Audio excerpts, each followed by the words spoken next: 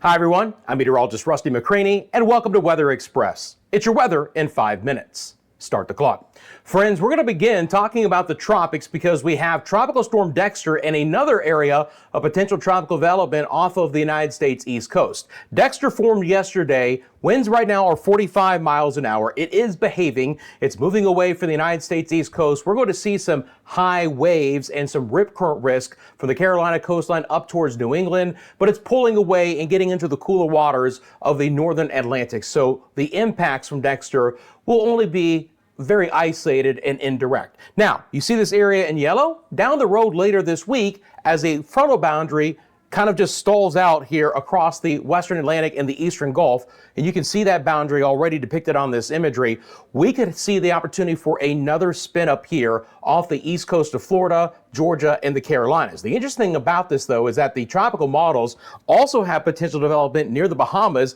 and kind of pushing into potentially the eastern Gulf or staying east of Florida. It's an area that more than likely there's going to be some very interesting developments in the next 3 to 5 days to monitor for tropical activity. Off of this decaying cold front, you have this trough line right now. Look at the thunderstorms developing along that. Again, just very active weather, a lot of unstable air there in the southeast. Now, elsewhere, I'll be monitoring the opportunity for some severe storms here late today across portions of Big Sky Country and the high plains from Montana all the way down to the panhandle of Texas. Right now, we do have a severe thunderstorm watch right here in red. You can see that pop up.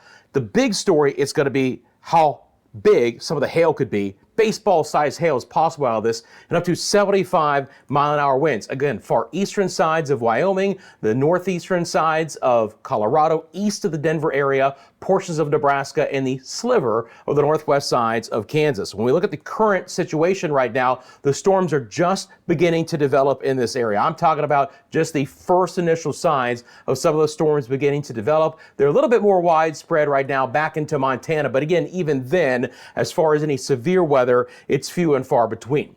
Let's work our way off towards the east. Another gorgeous day from the southern Great Lakes, the Ohio Valley, Northeast, and New England. Gorgeous temperatures, hardly a cloud in the sky. This is what it looks like in the infrared satellite imagery. Just a few mid-level clouds over Indianapolis and Columbus. Now, you get to a few thunderstorms in the southern sides of Illinois out there, but again, temperatures have been quite lovely. Again, in the deep south, we continue to monitor some stronger storms developing along that boundary, which is, again, beginning to decay and stall out, but we've had multiple special weather statements and a few severe thunderstorm warnings here and there. Locally heavy rainfall is also going to be a possibility here in the southeast over the coming days as well. Then again, back into the southern plains, south where the storms are right now, it's a very hot day. Now, it's not as hot as it has been in some months of the summertime and some of the days of the summer, but it's hot. It's quite windy outside, and that's reducing the humidity values. So there is going to be a wildfire threat through portions of the Intermountain West. The West Coast, again, is absolutely gorgeous. Let me show you the temperatures there. It's cooled down a little bit. Seattle today, right around 74 daytime high, but coastal sides of Washington State and Oregon, just in the 60s. Now you get to Redding, you get inland there towards I-5, and the temperature there is at 90 degrees. So again, you see all these pinks.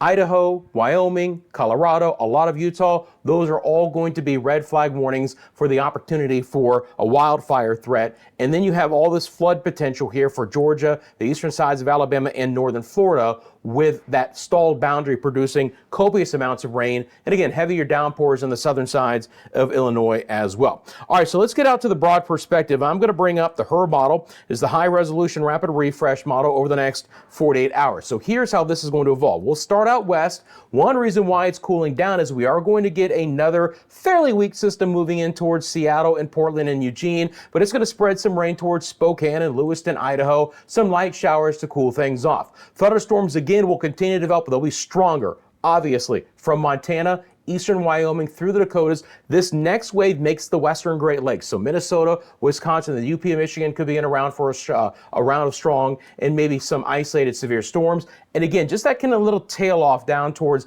Guyman and Amarillo. The opportunity for some strong to severe storms today as well. The southeast is going to remain quite active with that stalled trough. We're going to see a lot of development as far as rainfall every day, especially in Florida, where we could get 4 to 6 inches of rain in in the coming days. And you can see on the HER model all of the moisture developing in the Bahamas and then lifting north into that potential spin area that I'll be watching for the remainder of the week. When we look at the risk for severe storms for your Tuesday, it's still going to be, again, northern plains into the Dakotas. Strong to severe storms are a possibility from Florida all the way up into the Ohio Valley and the Midwest, and then from the northern sides of Kansas back into Minnesota for Wednesday. That's the best chance for some strong to severe storms there. Real quick look at the total precipitation as a possibility. Again, southeast from the Carolinas, especially to Florida, 4 to 6 inches of rain. Higher rainfall totals are likely in the northern interior of the United States as well, and even some healthy totals as far west as Seattle. Friends, I'm out of time. I do appreciate you making Weather Express a part of your daily routine. Thanks so much for taking a quick second and liking and subscribing. Both really help out the channel. You guys have a great rest of your day. I'm back tomorrow with your latest 5-minute forecast.